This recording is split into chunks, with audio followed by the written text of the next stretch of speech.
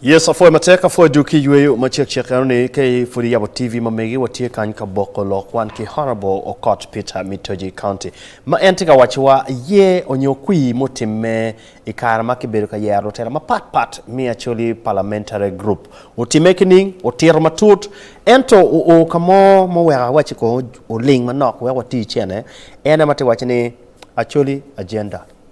Acholi agenda piti teach palotela ke kan kitmano entika wachikwere. Era anbera matika awachini ilogmi Acholi agenda one way tiki mata fali mo kero karachel we kwa yup art kiwaini every brick makes counts on your every stick comes to a bundle we kwa wano beru karachel o UHP di kalkene era yin chako dogi ma pat ka de bini twengo itwe karachel mero gen mano horrible tika explaining ni an ki in ki one o mirwati yu karachel eni bene nero ma megi chalo Acholi Parliamentary Group. Honorable, yes. Don't ngor money penny. Wajini I mwagama ini beru kwa de parliament. Inero ni me nero ni. Apoka mo beru ka timeni. Ngomo miru wano watimu. Chalo one more tikin gang. Medwa kogen ikom lotela wa. One more tikin gang. Chako mar lotela wa. One more tikin gang. Chako war lotela wa. Nero neni la tela madano makaro aliwa pa alipiari bolu irakui.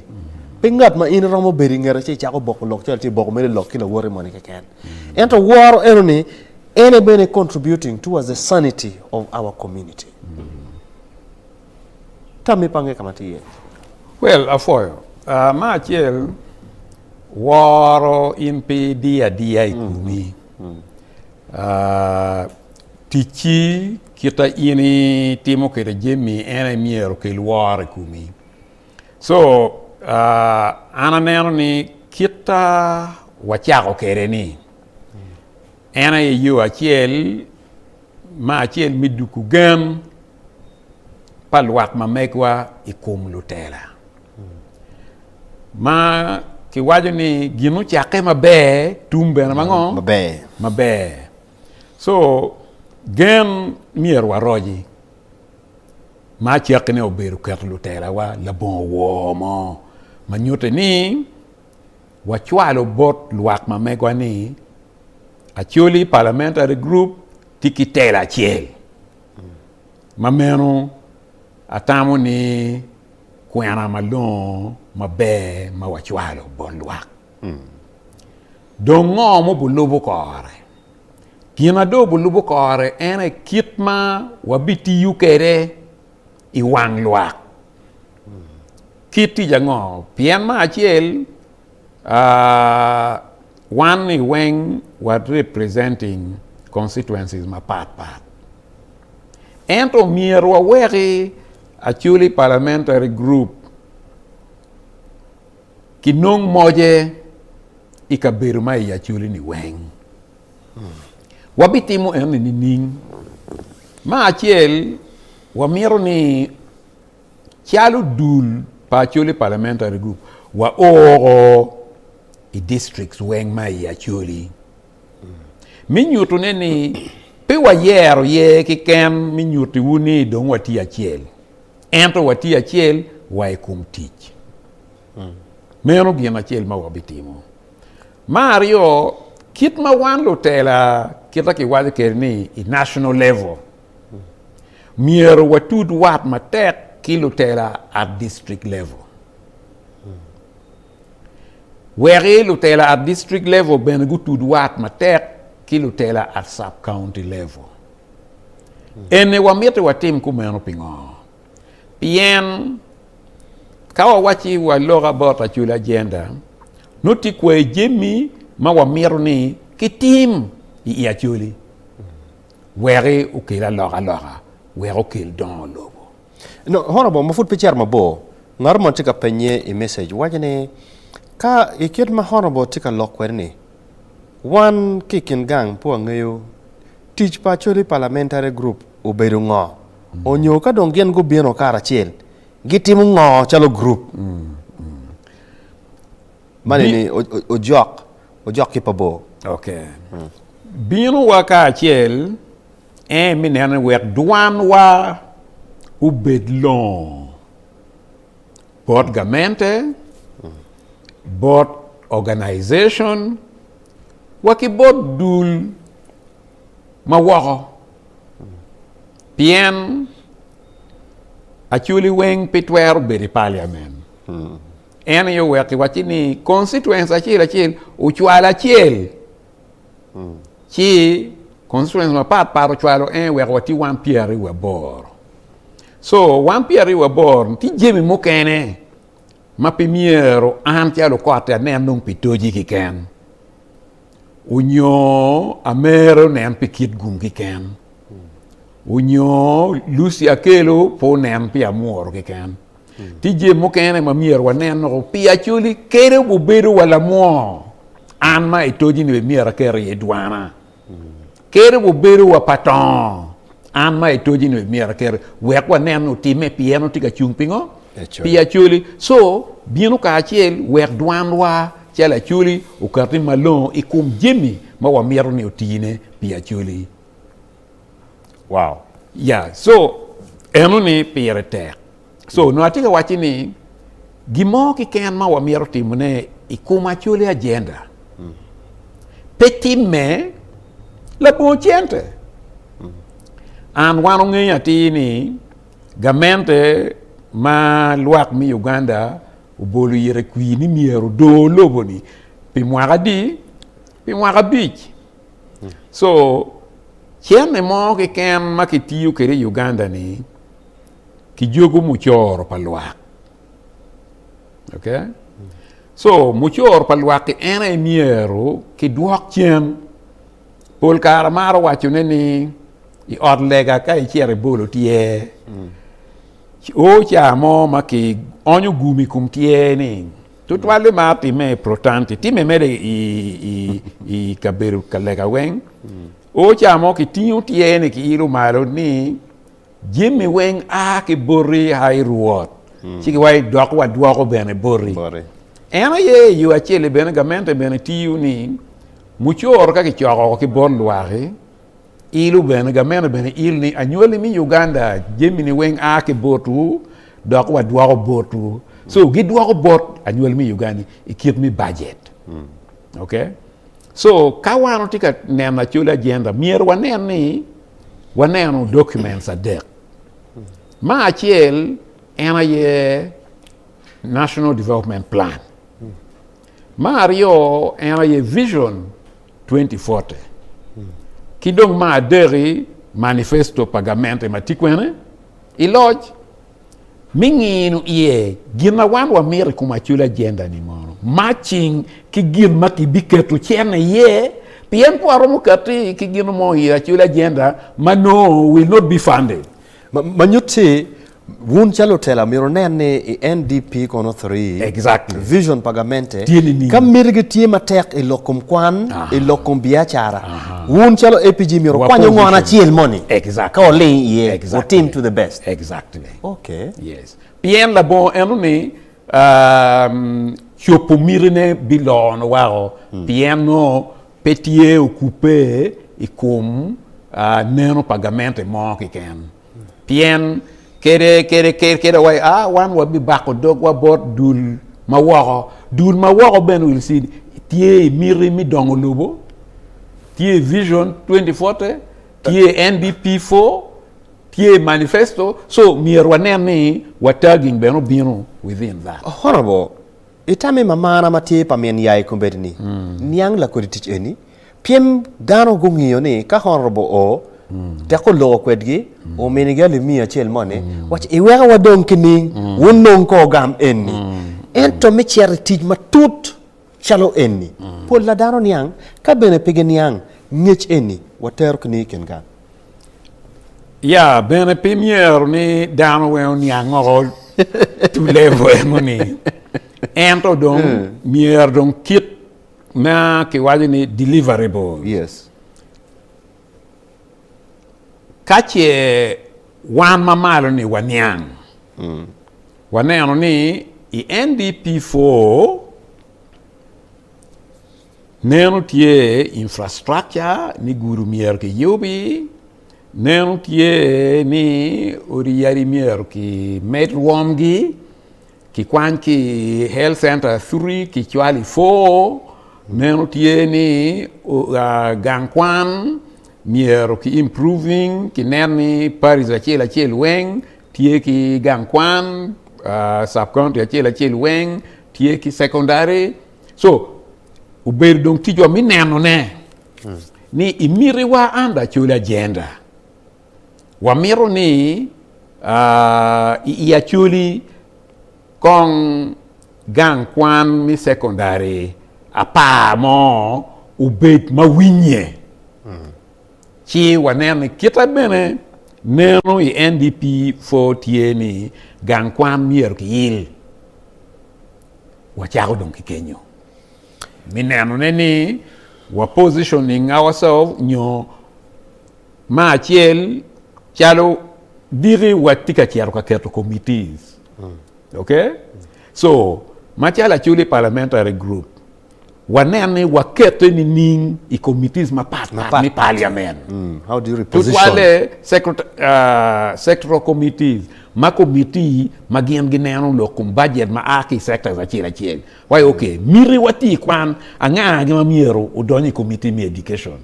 miri wati yot kum anga gi kinwa mamiero donyi committee mi health miri wati natural resources nga gi mamiero kiere environment and natural resources in any way so en konyo bena chalu dul mi position nga waso wer duanwa wer miriwa uchope gimon mano wa mironi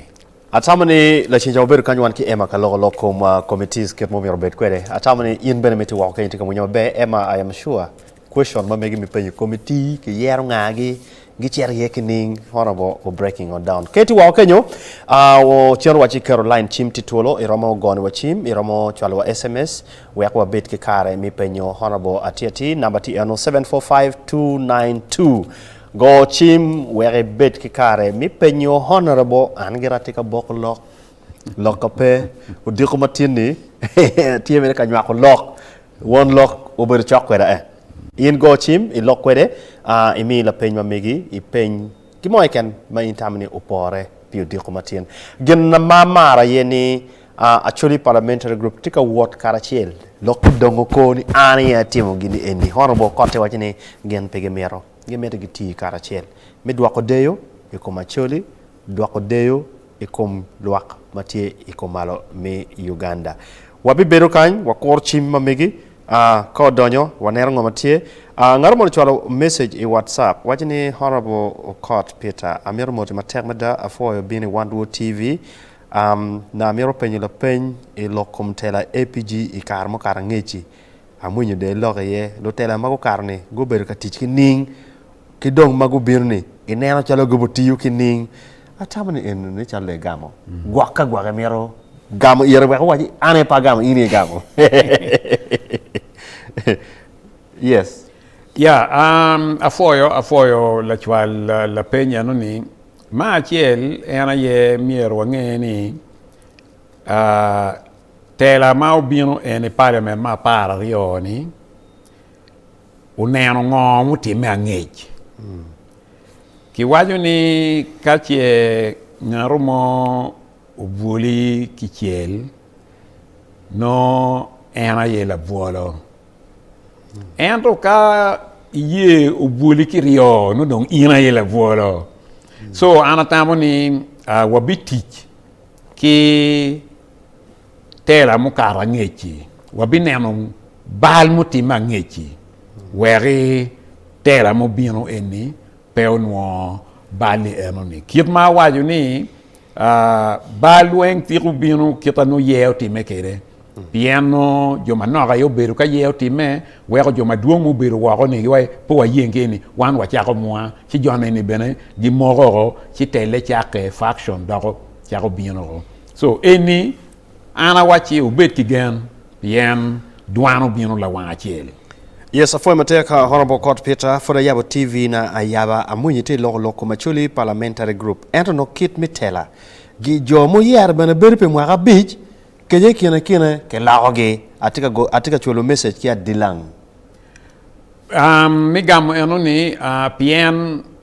pe wa mero ni tele o mete ya Acholi Parliamentary Group kit ma tera mi parliament bene beru kere ni ma pat ki speaker ki deputy speaker tela mi committees kono commissions ki jo mukene ma wachwalu gi ka chumpi wa e parliament mi Africa beru pi mwagario ki nuchu ingi mwagario ki nuchu ki rojo iye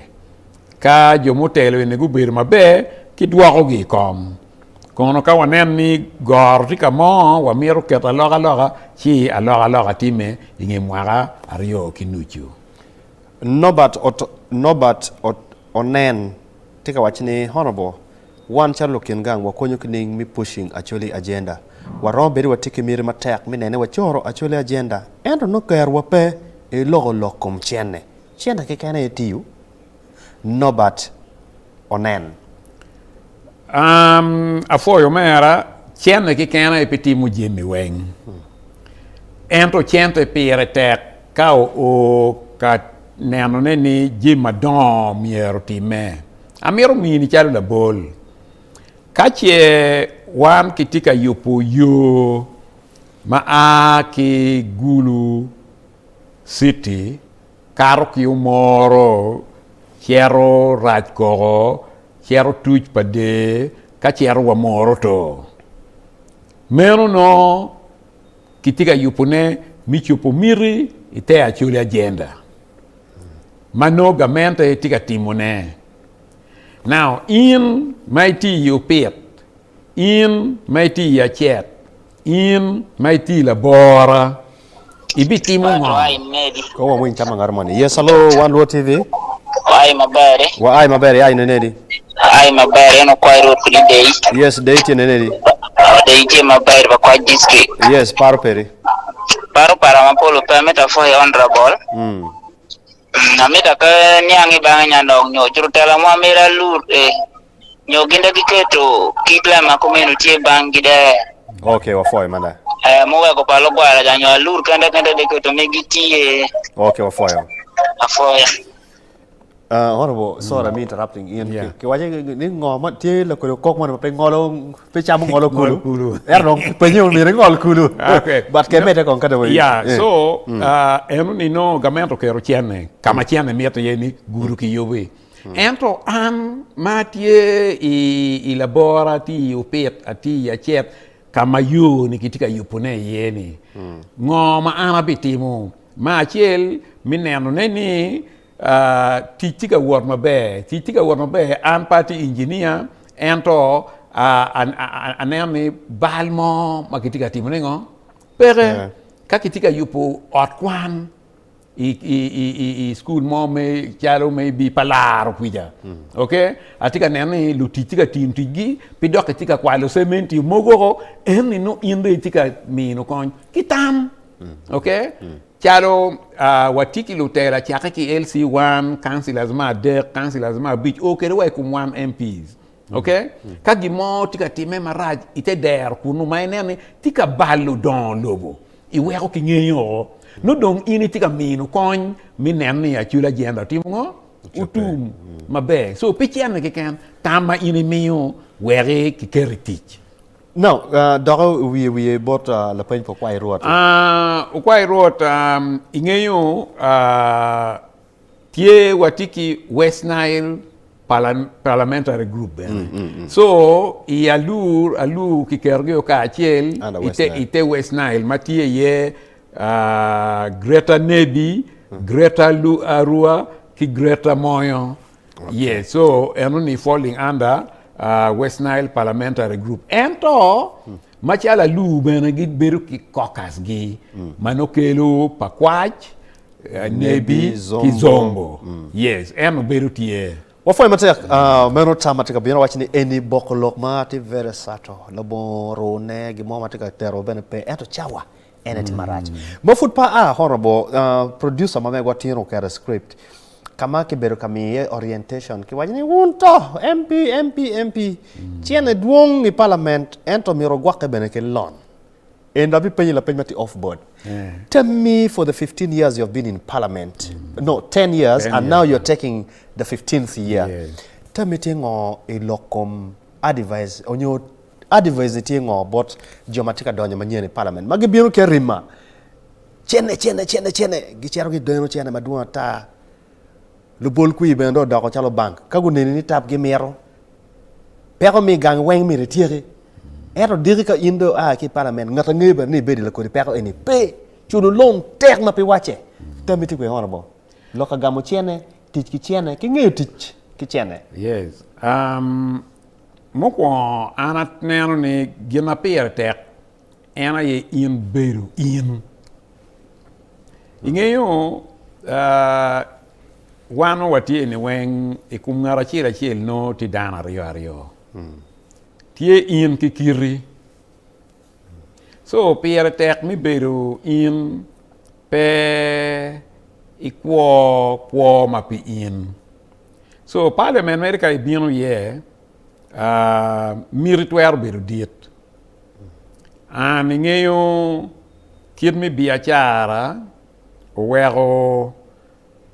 luti biachara ginoni kagi team approaching members of parliament biachara mutine mabe ento beru chalo yeto taxi kafudi tika lungi mi donyo ye no ki lungi ki mola de da inde donyi beru kado imiro chung waja ana bi gika kenyu dongi mieto ki chudi bena chuar dongi karwa onyo beru ke don ko mutaka chaka bunyi mero chu exactly so ena bena gamo chen ma yini gamo ki bang yes inen ki bino wa mini 1 billion I winyi mere chen ma diet mada furi donya parliament imete team jimmy mai tamo roi kuni weng ento pibi rom sustaining so gina pier tek ena ye beru in pe kwo pa ngato kene kwo ma migi an wek constituency ni ungeyiro kita initi kere kayini wek gungeyo kon lubol ku yelu dan twal luro kita ini nyebo kere kay from ya chekine ichago bero bor gi kada giubu nyango be ni ngari tie kuman ofo matek tami mi agike idaka chiel nyo seconds be kan mi chi kodano maguneni odik matin be ma chiel amiro fono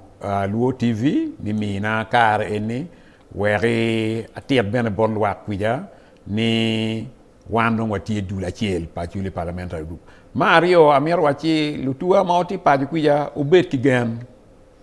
umini wa second chance kita ke wajo kere ni unen kita wabidor kere Acholi wangi kona lego ni weko wani yak po bukonyo wa uchung ketwa dul ma pat uchung ketwa wan wabitiyu pikara la bon wachune ni ana aki kamunyo gina wa miro ana ye Acholi weng miero wot ka achiel ofo matek monolog pa honorable Okot Peter paro metigi moiken o loke mabe o winye mabe afo matek in mi beru kwedwa o diko matin program kan tika bino kabene merlo po boklok eni wabe kwanyo ki pere tere weng wakero iri YouTube